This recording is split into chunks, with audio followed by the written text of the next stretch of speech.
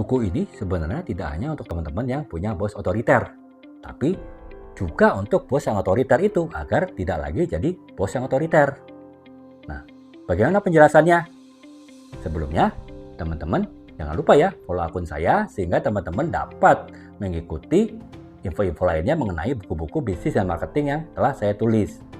Dan teman-teman yang merasa bahwa info dalam video ini sangat penting, teman-teman dapat men-save dan juga men-share kepada teman-teman lain yang memerlukan. Nah, sekarang kita lanjutkan nih membahas buku Bosku Otoriter.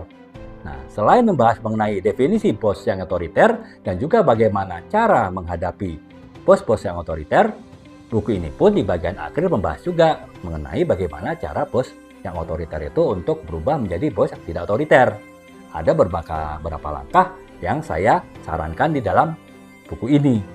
Dan karenanya buku ini pun juga perlu dibaca bukan saja oleh teman-teman yang mempunyai bos yang otoriter, tapi mungkin teman-teman yang saat ini menjadi bos yang dianggap otoriter ya. Maaf ya teman-teman ya. Nah, akan tetapi benar, buku ini membahas mengenai satu hal penting yang harus diperhatikan oleh bos yang dianggap oleh anak buahnya sebagai bos yang otoriter.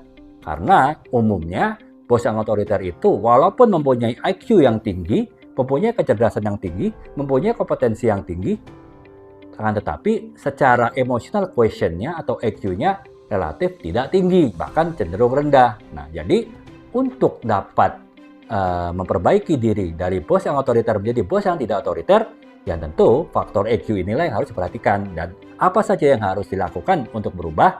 Nah, buku ini akan menjelaskan semuanya. Jadi buku ini cocok untuk teman-teman yang juga saat ini dianggap sebagai bos otoriter.